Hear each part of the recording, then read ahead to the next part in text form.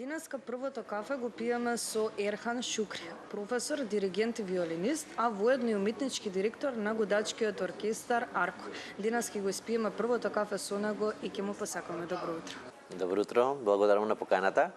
Како ви стартува вообичаено утрото? Дали можеби вака со топол чај или пак некогаш има исклучок и со кафенце? Кафето ми е одамна расчистена енигма, пошто кафето ми сметаше. Едно време ајде заатр со луѓе ќе го испијам, ама ми смета кафето, така да, чајот го практикувам и го сакам наутро, а покрај тоа исто така сакам наутро па лимон со куркума и такви некој за алкализирање на телото.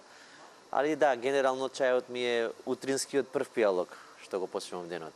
Дали порано сте пиеле кафе па преминавте на овие ритуали или? Зборувам од аспект дали имате забележано некоја разлика? Па немам некоја разлика, обично ги сакам растителните чаеви. Кафето не знам како пијалок, бидејќи обично некои луѓе без кафе не го почнуваат денот, се будат. Јас не знам, мозокот ми работи 500 на сат, па веднаш не ми треба кафе за будење. Освен чајот, генерално како ви започнува едно утро? Дали можеби имате некое хоби, пешачење, пливање, возење велосипед? Па денот како го почнувам, бидејќи рано станувам, се будам, рано будник сум. Не секој ден, але сакам наутро да медитирам. Тоа ми е еден да речем од ритуалите, медитацијата, можеби на фокусирањето на самиот себе, зашто мислите се можеби најбрзата работа што постојат во светот и така да малку можеби да се соберат, да се стабилизираат, да се најде оној фокус во текот на денот за да се почне што да се направи.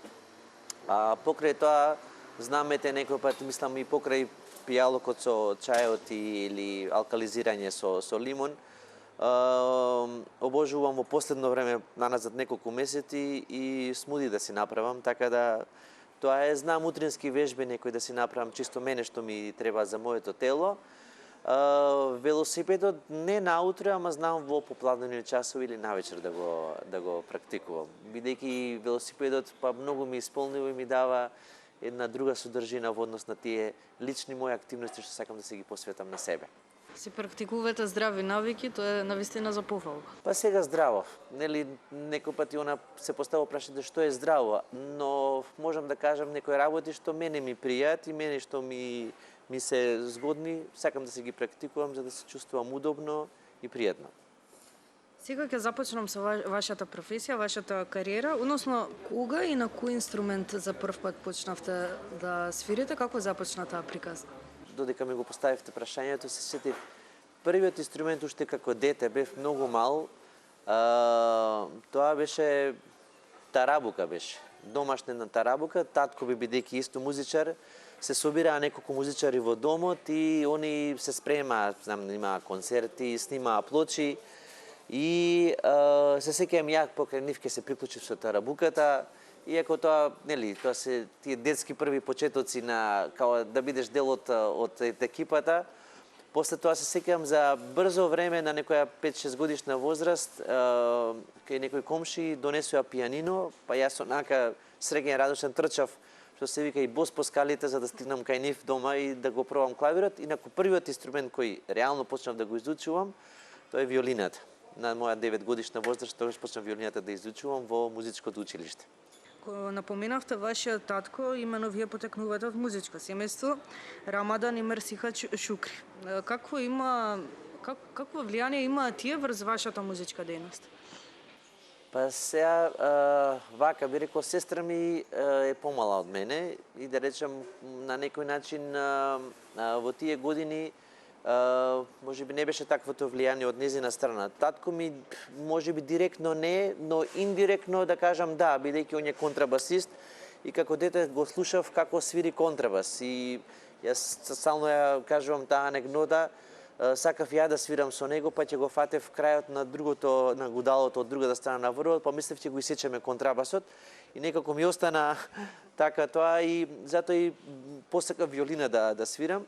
Веројатно со него не сум имал прилика, например, да работи он со мене или да поминувам време со него и можам да кажам дека вистинската спојка со него или вистинското спојување е мандолинскиот оркестар каде што он работеше со години. и тука да кажам почнавме да соработуваме на полето на музиката. Така да не толку директно, но можеби во таа индиректна линија, сепак влијанието од родителот е тука присутно, а во покасните години кога сестра ме израсна во еден професионален музичар, он е харфист по професија, да, тука се можеби не толку влијанието, колку можеби консултациите, соработките и така да тука е таа комуникација во тој поглед на професионален план. Кога напоменавте мандолината, колку мандолинското музицирање е интересен феномен, но воедно и заразен? Па вака, сега, ако збориме од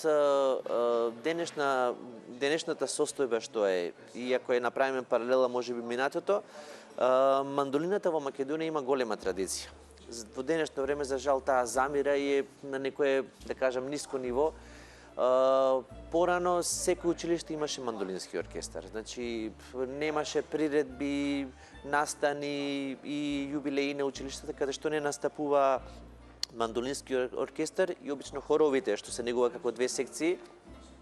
Со тек на време тоа, со промена на самите програми, наставни програми, со технолошките промени, мислам дека за жал мандолинското музицирање почна да паѓа во Македонија.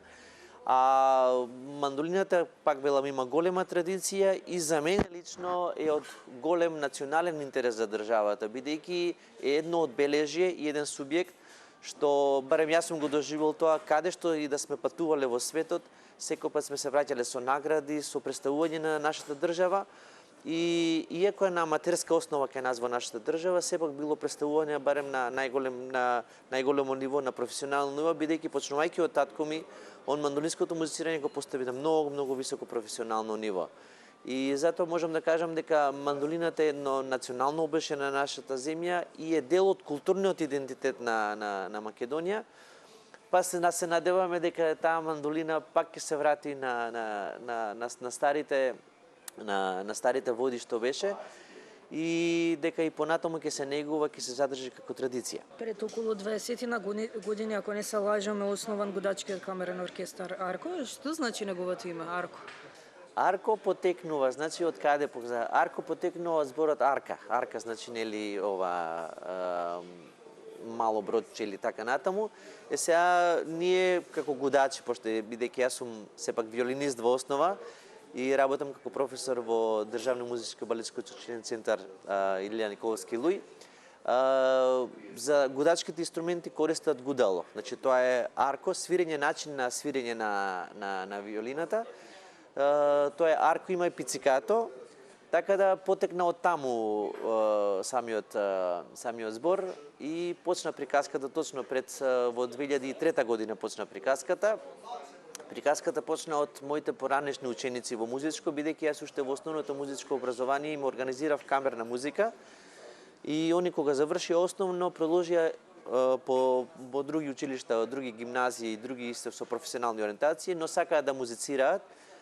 И стално ми се јавува професоре, ни се свири, така дојдовме до идеја да го формираме Арко, Годачкиот камерен оркестар. Како велат, најдоброто се чува за крај, па затоа ќе ве прашам, што да очекуваме следно, дали можеме да очекуваме наскоро идни концерти? Да, значи, наскоро во ноември месец мене ме очекува два концерти. Едниот е годишниот концерт на мандолинскиот оркестар и баш Годачкиот камерен оркестар Арко. Така да ќе бидете обавестени за термините кога ќе се одржат концертите. Тоа е дел од нашата редовна програма. Се разбира, тоа е за оваа година, а за наредната година да не очекуваат и други концерти, гостување надвор од Македонија.